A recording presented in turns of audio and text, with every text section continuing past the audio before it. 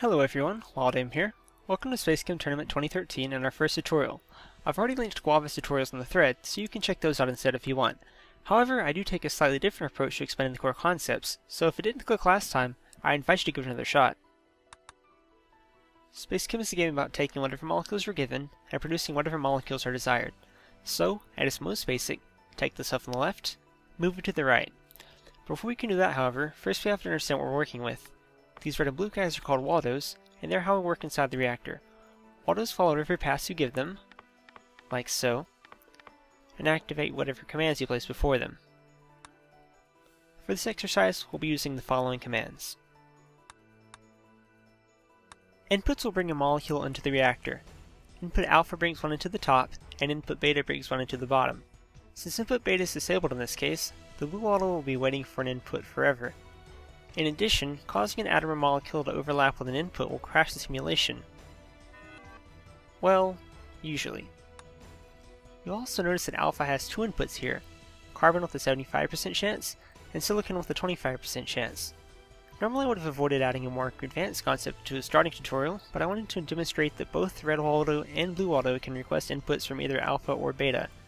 Since it's already here though, let's talk about it for a bit. One important concept for players to know about SpaceChem is that random inputs aren't actually random at all. In order to keep the leaderboards for best times from being based on dumb luck, the game predetermines the order based on the puzzle itself. This means that clever players can take advantage of the pseudo-random input and not worry about how to determine what input came in every time. I wonder if that will come into play during the tournament. Anyway, the grab drop command tells the Waldo to open or close. When grabbing, it picks up whatever it finds underneath, and when dropping, it releases the molecule at its current position. If you use the grab drop, it will toggle the Waldo's state, effectively letting you put down a molecule and pick it up later. If you manage to grab the same atom or molecule with both Waldos, you can carry it, as long as they're going the same direction. This has limited usefulness in most solutions, though I've seen it show up from time to time, usually when handing off a molecule from one Waldo to another. Outputs will tell the output zone to scan for any free molecules completely within its borders and remove them from the reactor. If you output an invalid molecule, the reactor will crash. Here's a brief demonstration of some user interface shortcuts that some players don't notice. To delete a symbol, either drag it off screen or highlight your selection and press the delete key. If you want to use an alternate version of a symbol, simply right-click it and make your change. Input beta is now an input alpha. This works on Waldos too, so don't forget. You can highlight for batch changes too. Note that the change will fail to move some symbols if it would cause a conflict. In addition, Waldos can not change color. You can also use Ctrl-Z or Ctrl-Y to perform an undo and redo. To wrap it up, you can press Tab to switch between colors for the purpose of creating symbols. You can also turn off visibility of the opposite color and lock either color in place. With that out of the way, we can create our first solution. For this exercise, we're going to completely ignore the red Waldo. Every solution will need, at minimum, 4 commands, excluding arrows. Input, grab, drop, and output. If we place 4 arrows in a circuit, and add everything in the right order, input before grab, drop before output, we can start the reactor and watch it run.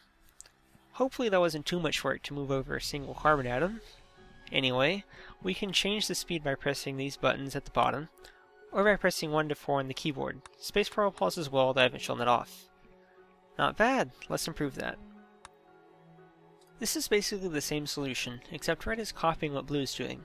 I'm also demonstrating one of SpaceChem's quirks. Everything that red does happens before everything that blue does. If 2 commands happen at the same time, red's will actually kick off first. This means that if blue had been the one to do the input and red had tried to grab, red would have failed to pick up the molecule. Continuing along, we see the same sort of thing. Red drops the molecule and blue instantly outputs. You're going to see this in just about every solution ever, so you want to learn this pretty quick. Final time, 56 cycles. Let's improve that. Here's a bit of a minimalist approach. After performing some setup, red and blue ride a single rail, ferrying the carbon back and forth. It's pretty straightforward, so let's just go ahead and skip to the end. 48 cycles. We can do better, but I need to introduce 2 more symbols first. You may have noticed these guys sitting in the middle of the reactor earlier. These are bonders, and they allow the player to link atoms placed atop 2 adjacent ones. bonders can be moved around and they automatically show when two are linked together. For the most part, they're pretty straightforward. Hit a bond plus or bond minus command, and all bonders will attempt to either bond or debond respectively. Bonding multiple times results in a stronger bond, but the maximum bond strength between two atoms is 3. In addition, not all atoms are created equally. Individual atoms are limited to a certain number of total bonds connected to it, depending on color. Carbon is green, so a single carbon atom can have at most 4 bonds total. Atoms range between accommodating anywhere from 0 to 12 total bonds. If you like, you can also consult this chart, though I try to stay out of it unless I have to. No point in overwhelming yourself with information. Of course, like any good rule, these bond limits can be broken. For now though, just focus on how bonding works. I'll show you how to break the game when the time comes. If you've been paying attention to the video, you should have also noticed that the bond command can be run from anywhere. You don't have to do anything like place bond commands over bonders or run bonds while carrying a molecule. Rotates are very straightforward. If you're carrying a molecule, the model will pause for one cycle and rotate what you're carrying in the direction of the arrow. If you're carrying a single atom, it is also very useful as an impromptu pause command. More obviously, it is useful when changing your molecule orientation for bonding purposes or getting your molecule within the output zone a little quicker. Speaking of orientation, you should also note that it absolutely does not matter when outputting a molecule. As long as the right bonds are in place, you're good to go. Let's wrap up our carbon transport problem. Here I've taken the double pump solution from earlier and made slight modifications. As you can see, we bond a second carbon to the one that we're initially carrying, getting a total of 4 carbons per circuit. This solution also uses the red-blue priority that I mentioned earlier. Let's see the results. Cool, 35 cycles. But why limit ourselves to carrying 2 carbons at a time? How about we carry 5?